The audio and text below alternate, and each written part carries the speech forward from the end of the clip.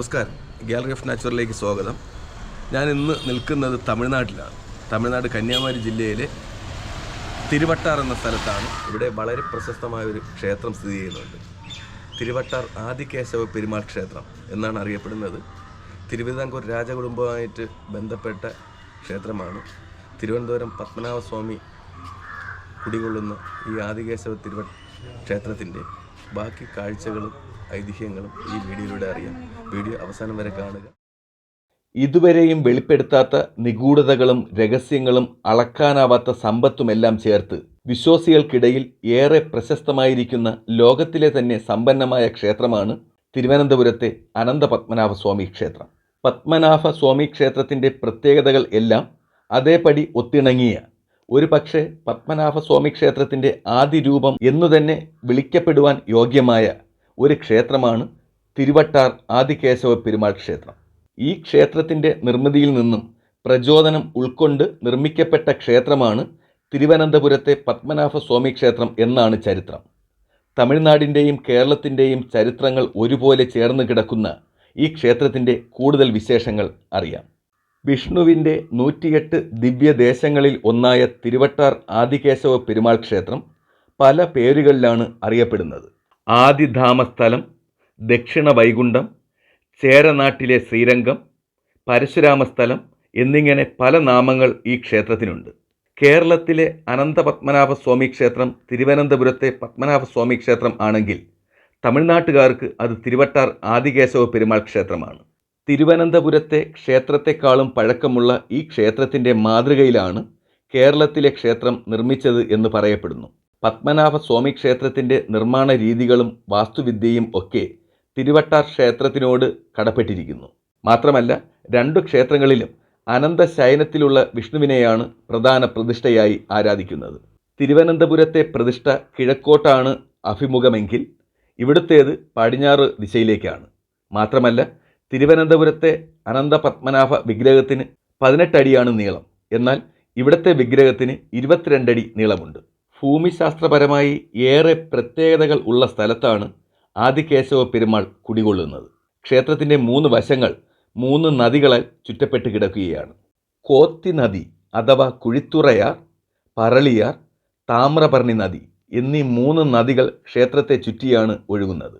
ഇതിൻ്റെ നിർമ്മാണത്തെക്കുറിച്ചും ഐതിഹ്യത്തെക്കുറിച്ചും വ്യക്തമായ വിവരങ്ങൾ ലഭ്യമല്ലെങ്കിലും 7-ാം നൂറ്റാണ്ടിനും 8-ാം നൂറ്റാണ്ടിനും ഇടയിലാണ് ഇത് നിർമ്മിക്കപ്പെട്ടതെന്ന് കരുതുന്നു.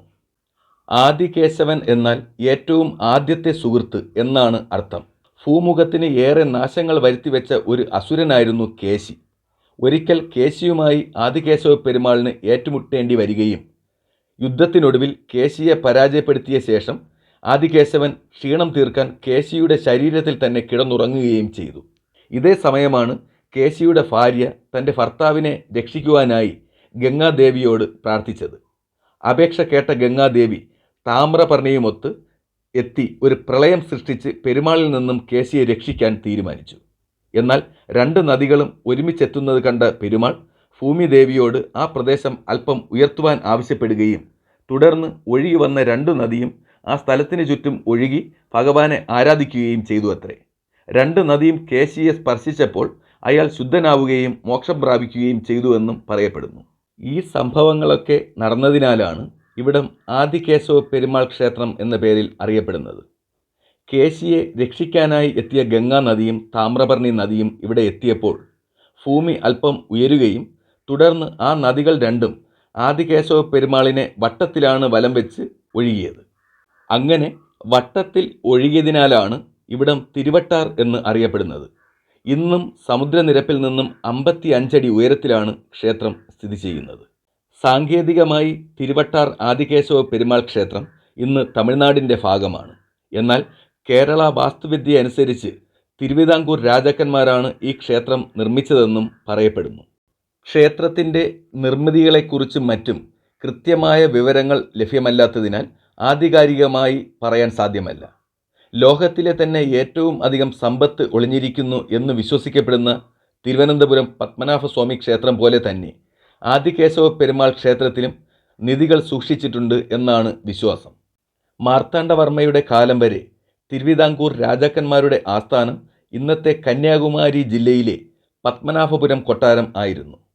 പിന്നീട് വന്ന ധർമ്മരാജയുടെ കാലത്താണ് തലസ്ഥാനം മാറ്റി തിരുവനന്തപുരം കേന്ദ്രമാക്കുന്നത്. ആദികേശവ പെരുമാളിൻ്റെ കടുത്ത ഭക്തനായിരുന്ന മാർത്താണ്ഡവർമ്മ മഹാരാജാവ് എന്ത് കാര്യങ്ങൾക്ക് പോകുമ്പോഴും ഇവിടെ എത്തി പ്രാർത്ഥിക്കാറുണ്ടായിരുന്നുവെന്നും വിലയേറിയ കാണിക്കകളും മറ്റു സമ്പത്തും ഒക്കെ പെരുമാളിന് സമർപ്പിക്കാറുണ്ടായിരുന്നുവെന്നും പറയപ്പെടുന്നു. അതുകൊണ്ട് തന്നെ പത്മനാഭസ്വാമി ക്ഷേത്രത്തിലേതുപോലെ തന്നെ ഇവിടെയും നിധി കാണപ്പെടും എന്ന് പലരും വിശ്വസിക്കുന്നു. കേരളീയ വാസ്തുവിദ്യയോട് ചേർന്ന് ദ്രാവിഡിയൻ വാസ്തുവിദ്യയും ചേർന്നാണ് ഇത് നിർമ്മിച്ചിരിക്കുന്നത്. ഒരു കേരളീയ ക്ഷേത്രത്തിൻ്റെ തനിപ്പകർപ്പ് എന്ന് വേണമെങ്കിലും ഇതിനെ വിശേഷിപ്പിക്കാം. തടി കൊണ്ടുണ്ടാക്കിയ തൂണുകളും അതിലെ കൊത്തുപണികളും ഒക്കെ ഇതിൻ്റെ ആകർഷണങ്ങളാണ്. 3 അടി കനത്തിലാണ് ഇവിടുത്തെ ഒറ്റക്കൽ മണ്ഡപം നിർമ്മിച്ചിരിക്കുന്നത്. ചുമർ ചിത്രങ്ങൾക്കും ഈ ക്ഷേത്രം ഏറെ പ്രശസ്തമാണ്. തുടക്കത്തിൽ പറഞ്ഞ പോലെ തമിഴ്നാട്ടിലെ കന്യാകുമാരി ജില്ലയിലെ തിരുവട്ടാർ എന്ന സ്ഥലത്താണ് ആദികേശവ പെരുമാൾ ക്ഷേത്രം സ്ഥിതി ചെയ്യുന്നത്. തിരുവനന്തപുരം നാഗർകോവിൽ പാതയിൽ തൊടുവട്ടി എന്ന സ്ഥലത്തു നിന്നും 10 കിലോമീറ്റർ ദൂരത്തായാണ് ക്ഷേത്രം. തിരുവനന്തപുരത്തു നിന്നും ബാലരാമപുരം, നെയ്യാറ്റിൻകര, കാരക്കോണം വഴി 52.6 കിലോമീറ്റർ ദൂരമാണ് ക്ഷേത്രത്തിലേക്കുള്ളത്. ഈ വീഡിയോ കണ്ടു തുടങ്ങിയ സ്ഥലത്തു നിന്നും ക്ഷേത്രത്തെ ഒരു വട്ടം ചുറ്റി വീണ്ടും പഴയ സ്ഥലത്ത് എത്തിയിരിക്കുകയാണ്. ഇവിടെ വന്നപ്പോൾ ആലിൻ്റെ സൈഡിലായി, ക്ഷേത്രത്തിൻ്റെ സൈഡിലായി ഇങ്ങനെ ഒരു ബിംബം കണ്ടു. അതെന്താണെന്ന് നോക്കാം. പണ്ട് ക്ഷേത്രത്തിൽ മോഷണം നടത്തിയവർക്ക് പണിഷ്മെൻറ്റ് കൊടുക്കുന്നത് ഇതാണ്. ഇത് പാണ്ഡ്യ രാജാക്കന്മാരാണ് കൊടുക്കുന്നത്. ഇതേപോലെ തിരുച്ചി ശ്രീരംഗത്തും ഇതുപോലെ ഉണ്ട്. 4 മുക്കിലും ഉണ്ടായിരുന്നു. ഇപ്പോൾ ഇത് മാത്രമേ ഉള്ളൂ, ബാക്കിയെല്ലാം പോയി. ഇതിന് തലയിൽ വെച്ചോണ്ട് നിൽക്കും. ഇത്ര ഇതിൽ നമ്മൾ എന്തെങ്കിലും കൊണ്ട് ഇപ്പോൾ നല്ലൊരു ദീപം കൊളുത്താം, എന്തിനാണെങ്കിൽ കാർത്തിക മാസം. ഇത് പിന്നെ പടം നമ്മൾ വരഞ്ഞത് നേരത്തെ വെറും ചിലയാണ്. തിരുവനന്തപുരത്ത് നിന്നും കാട്ടാക്കട, വെള്ളറട, തൃപ്പരപ്പ് വഴി 61.4 കിലോമീറ്ററും തിരുവനന്തപുരത്ത് നിന്നും നേമം, പാലിയോട്, അരുമന വഴി 54.9 കിലോമീറ്ററും ദൂരമുണ്ട് തിരുവട്ടാർ ആദികേശവ പെരുമാൾ ക്ഷേത്രത്തിലേക്ക്. ഈ കാണുന്ന ആലിൻ ചുവട്ടിലാണ് നാഗരാജാവ് കുടികൊള്ളുന്നത്.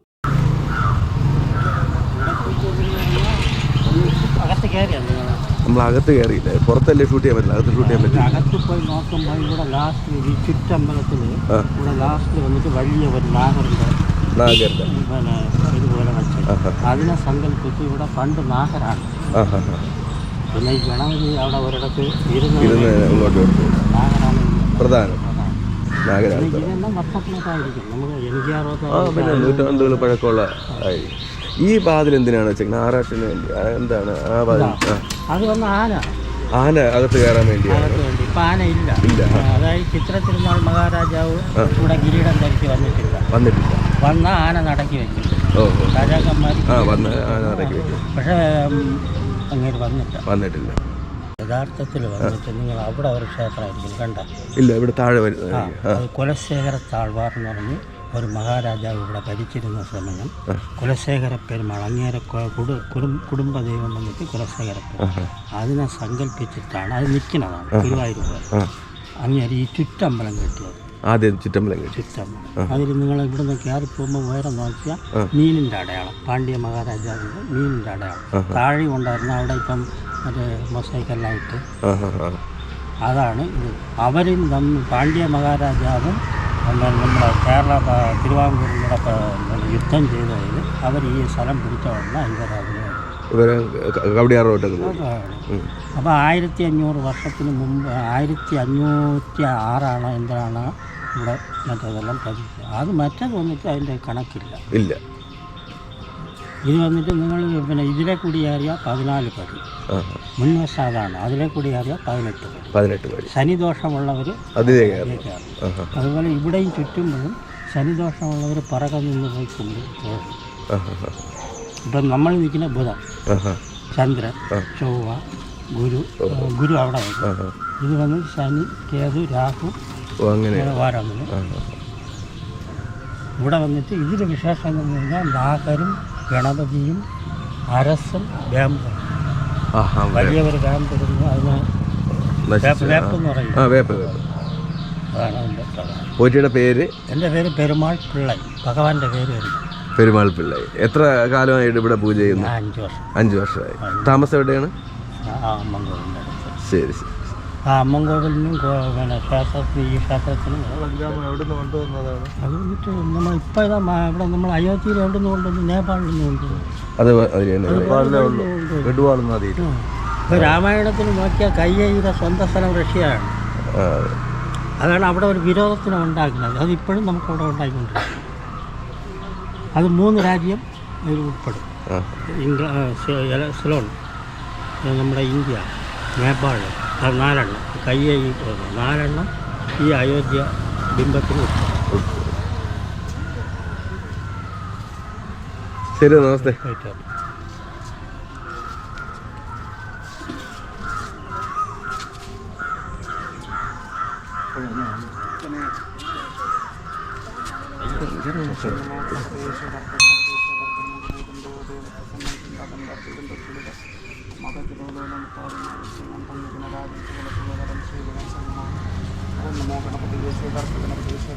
കന്യാകുമാരിയിൽ നിന്നും 51.5 കിലോമീറ്ററും കാരക്കോണത്ത് നിന്നും 17.5 കിലോമീറ്ററും നാഗർകോവിൽ നിന്നും 27.9 കിലോമീറ്റർ ദൂരവുമാണ് ഈ ക്ഷേത്രത്തിലേക്കുള്ളത്.